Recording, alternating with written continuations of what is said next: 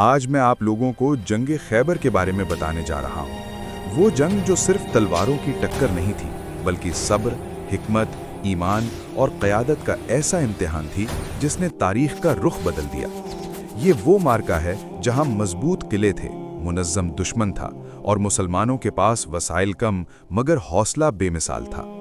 خیبر مدینہ کے شمال میں واقع ایک سرسبز مگر انتہائی مضبوط علاقہ تھا۔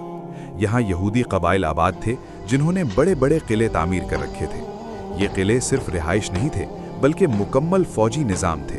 موٹی دیواریں، اونچے برج، ذخیرہ شدہ اسلحہ، اناج اور پانی۔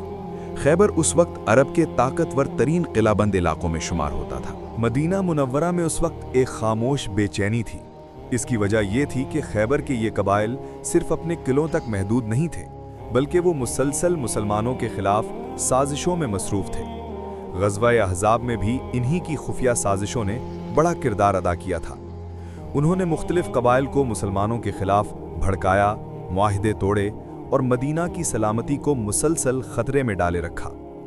آخر کار وہ وقت آ گیا جب اس خطرے کو ہمیشہ کے لیے ختم کرنا ضروری ہو گیا۔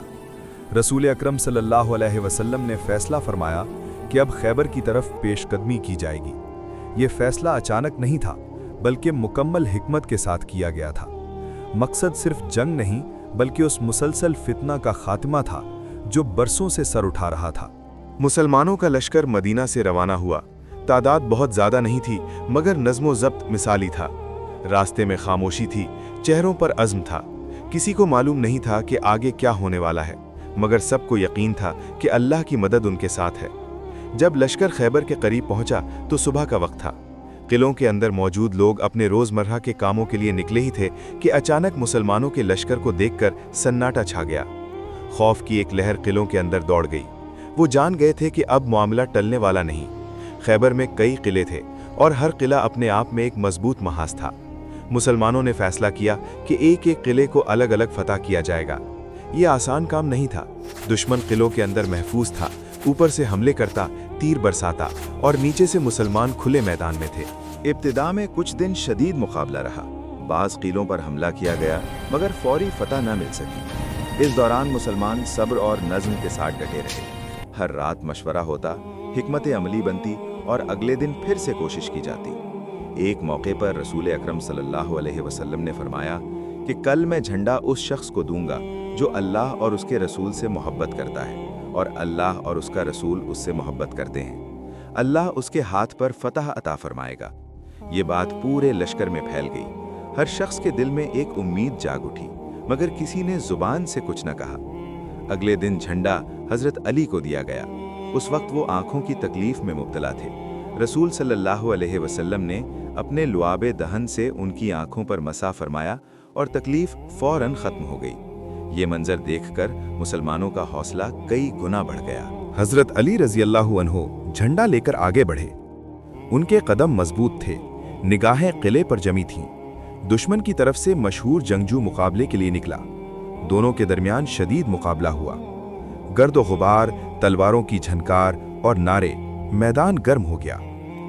بالآخر دشمن پسپا ہوا اور قلعے کے دروازے پر دباؤ بڑھتا گیا۔ ایک مرحلے پر وہ تاریخی لمحہ آیا جب قلعے کا دروازہ ٹوٹ گیا۔ مسلمانوں نے اندر داخل ہو کر قلعہ فتح کر لیا۔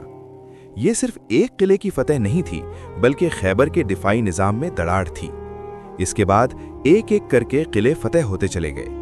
ہر فتح کے ساتھ دشمن کا حوصلہ ٹوٹتا گیا اور مسلمانوں کا اعتماد بڑھتا گیا۔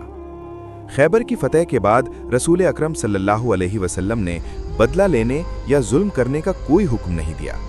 معاہدے کیے گئے، جان و مال کا تحفظ یقینی بنایا گیا اور انصاف کے اصول قائم کیے گئے۔ یہ فتح طاقت کے غرور کی نہیں بلکہ عدل اور حکمت کی مثال تھی۔ یہ جنگ ہمیں یہ سکھاتی ہے کہ اصل کامیابی صرف ہتھیاروں سے نہیں ملتی بلکہ صبر، نظم، قیادت اور اخلاق سے ملتی ہے۔ خیبر کے مضبوط قلعے گر گئے مگر اسلام کے اصول مزید مضبوط ہو گئے۔